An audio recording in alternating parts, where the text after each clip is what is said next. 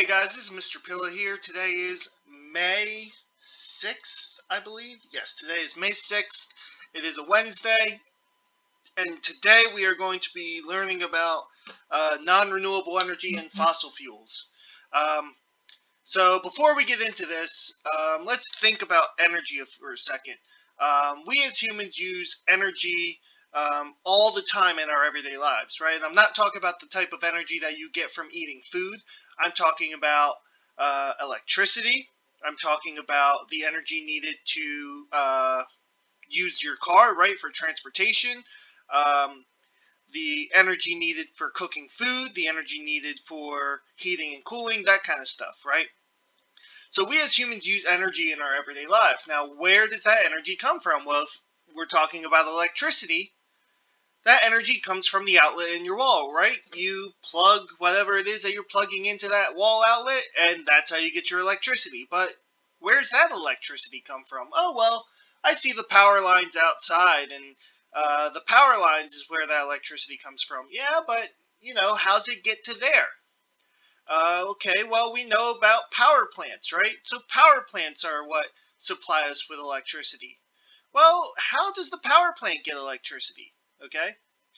Um, and the answer to that is they typically burn something called coal. Okay? Coal is an example of a fossil fuel. All right? So, in other words, where's a lot of our electricity or energy, really, in general, where's a lot of our energy come from? A lot of our energy comes from these things called fossil fuels. Okay, and that's what we're really going to learn today. We're going to learn about these fossil fuels and how they are considered to be non-renewable energy. Okay, we're going to refer to these fossil fuels as non-renewable energy.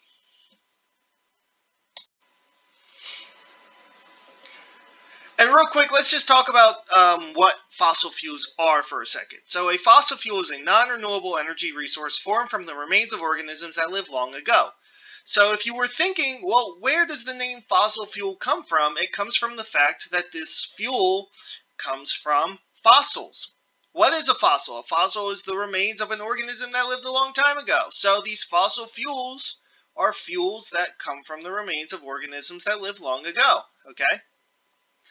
And like we already said, most of our energy comes from these fossil fuels.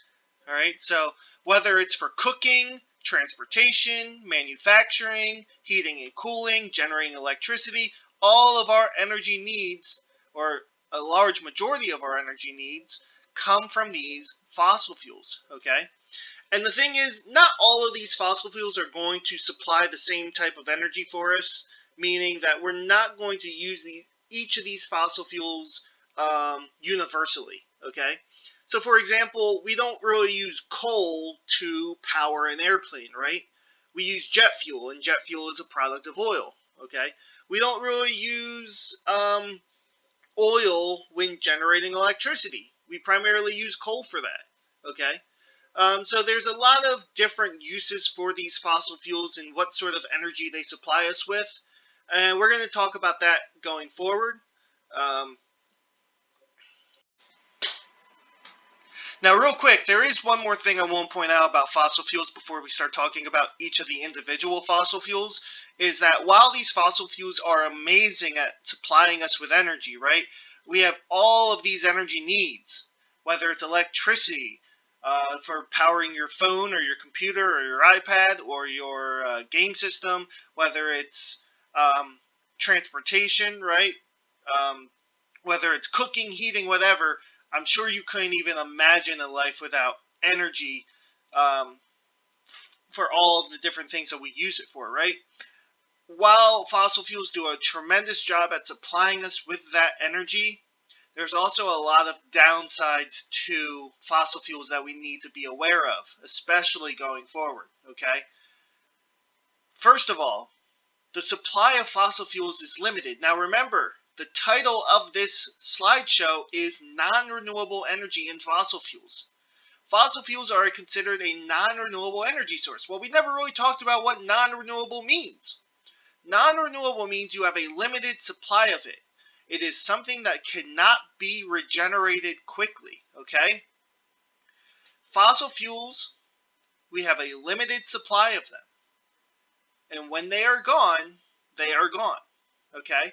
Now, granted, I'm sure you might be thinking, well, they're the remains of organisms that lived a long time ago, so how can we not just get more of it? Well, you're right. These fossil fuels do come from the remains of organisms that lived long ago. But in that, these fossil fuels take millions and millions and millions of years to form. Okay? So if you use them faster than they can reform, then they will be depleted. They'll be gone. Okay? So ultimately, we do have a limited supply of these fossil fuels. And once we run out, we will run out. We can't get any more of them. Second is that obtaining and using these fossil fuels have been the cause of major environmental problems. Okay? And we're going to talk about some of these environmental problems in the slideshow today, but the biggest concern with the use of these fossil fuels is in the form of climate change, which is what we're going to talk about next week. Okay? So I want you to keep these problems in mind as we talk about these fossil fuels, because again, these fossil fuels are tremendous at supplying us with energy, but they also come with some really big problems. All right, and now we're going to talk about the types of fossil fuels, and there are three types of fossil fuels. They are coal, oil, and natural gas. All right, and we're going to talk about each one individually. We're going to talk about, what sort of use we get out of these fossil fuels, and also what sort of environmental problems they might have. The first fossil fuel we're going to talk about is coal. Okay, now coal. Between all three of the different fossil fuels, we have the most coal of any other fossil fuel, meaning most of the world's fossil fuel reserves are made up of coal. Okay. Now, some general positives about coal is that coal is relatively inexpensive, and that's actually one thing I do want to point out with all of these fossil fuels is that for the most part, a lot of these fossil fuels are considered inexpensive. They're considered cheaper than alternative forms of energy, which we'll talk about a couple weeks from now.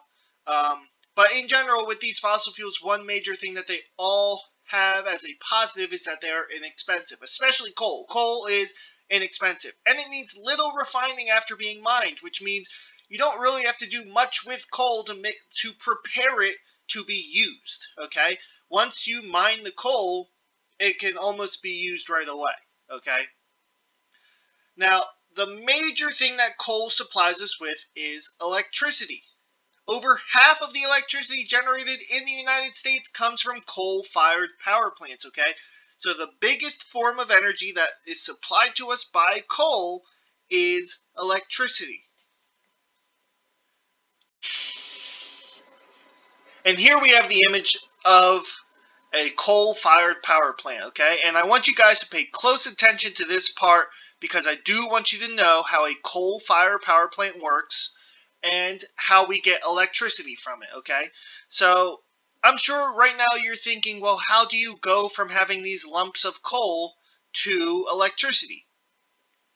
First, we start by lighting the coal on fire. It's called a coal-fired power plant for a reason, because we're lighting the coal on fire. In fact, with all of these fossil fuels, the way that we get the energy out of them is to burn them. Whether it's, burning the gasoline in your car to make your car move. Gasoline is a product of oil, by the way. Whether it's burning the natural gas in your gas stove to cook. That's how we release the energy, is by burning the fossil fuels, okay? So in a coal-fired power plant, the first thing you gotta do is light the coal on fire, which is happening right here. Pay close attention to this part right here where my mouse is. We're lighting the coal on fire in something called a combustion chamber. Well, what are we going to do with fire? How do we go from having fire to electricity? Do you see this right here? This, what looks to be a pump or a pipe of water entering the combustion chamber? What happens is we pump water into the combustion chamber, okay? And if you think about it, fire is meant to produce heat, okay? I'm sure you guys have sat by a campfire before, and the closer you sit, the more heat you feel. Okay, so fire produces heat.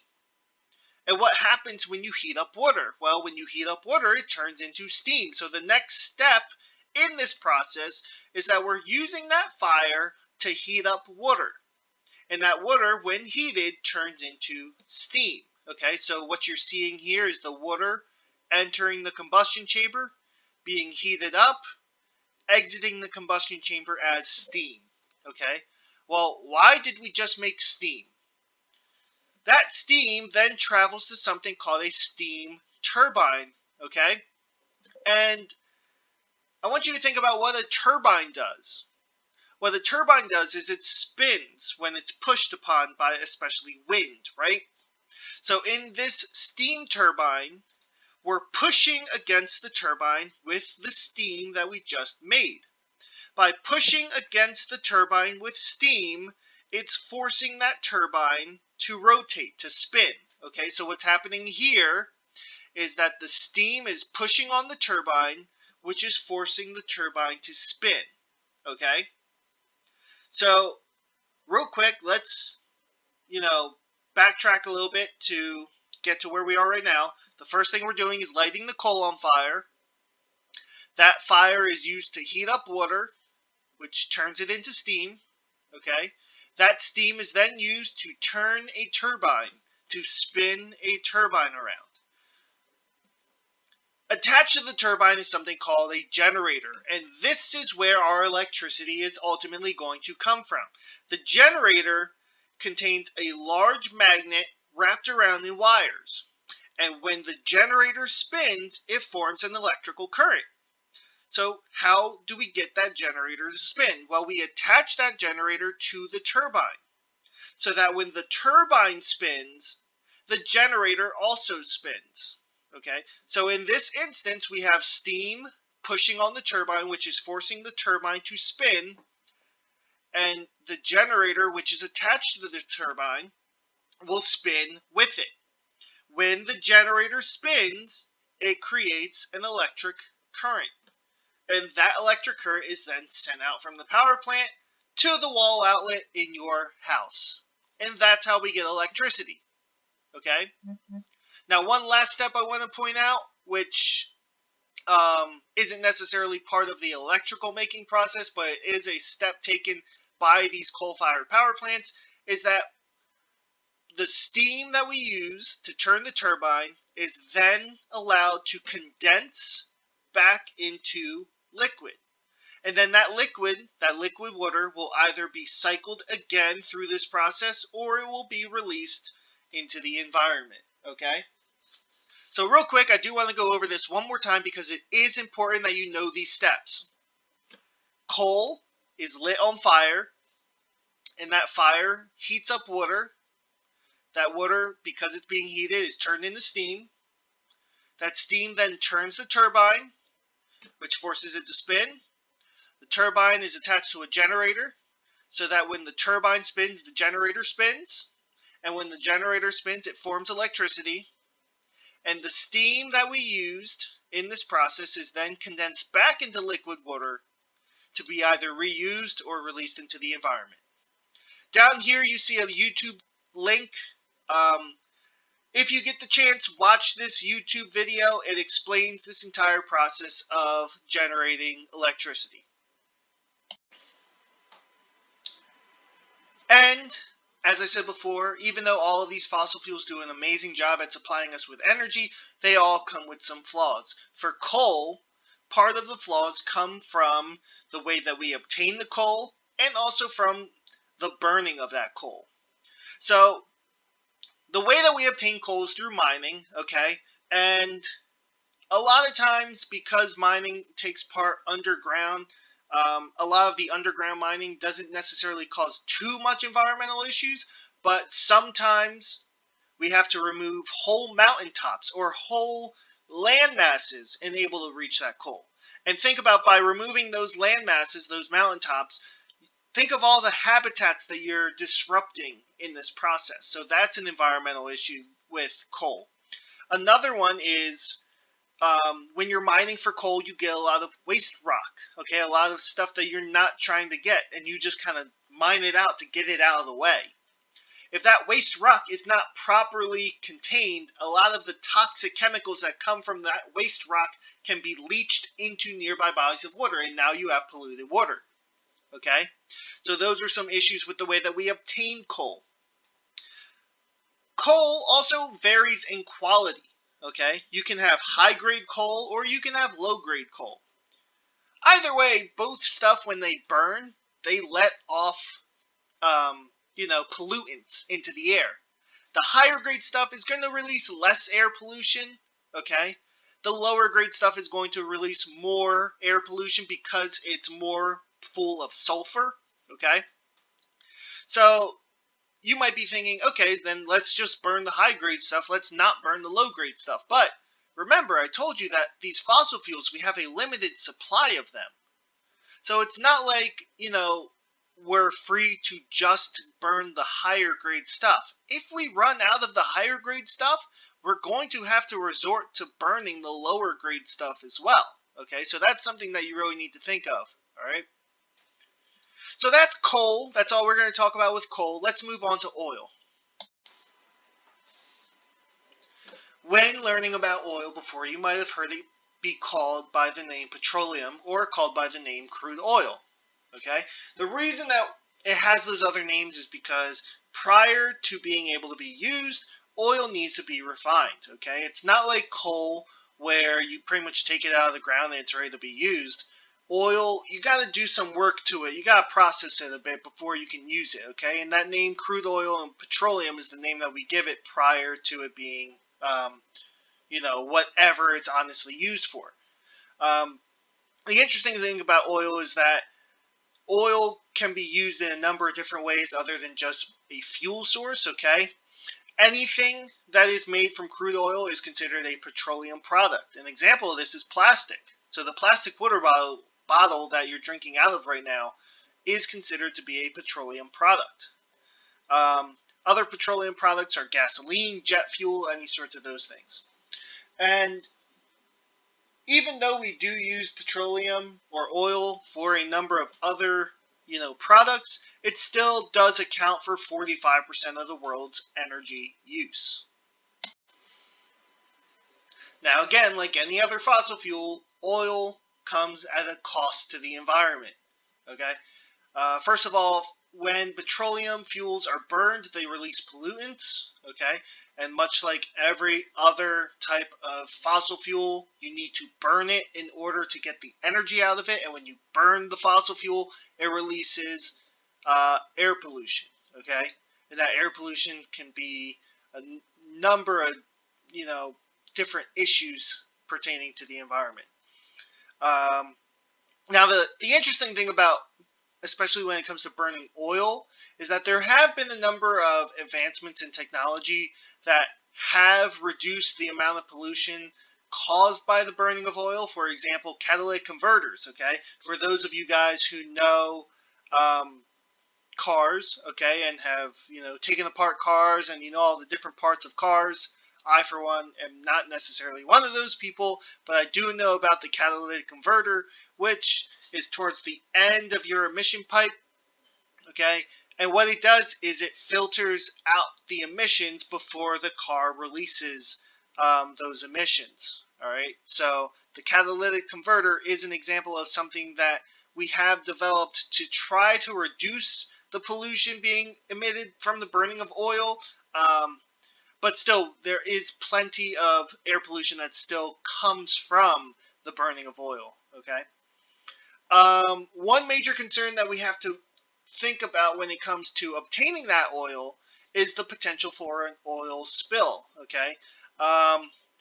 There are a lot of oil drills found on land, but a lot of oil is also found out in the ocean or in, seas and things like that. So a lot of times we have to be able to drill in water in order to obtain that oil.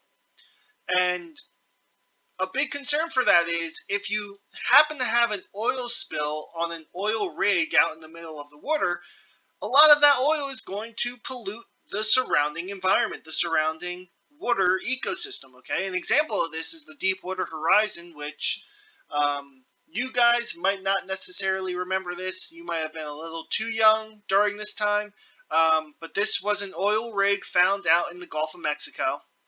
Okay, and one day it essentially exploded because of this problem with the pressure buildup that occurred. Okay, and that resulting explosion led to a large oil spill. Okay, and you might see the commercials for like Dawn soap where they're cleaning ducks and things like that were, harmed by the oil spill.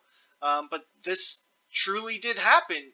A lot of that oil was leached into the Gulf of Mexico, and it's very difficult to follow up and clean oil once it's been deposited in a large body of water like that. All right, so that's all we're going to talk about with oil. Let's move on to natural gas.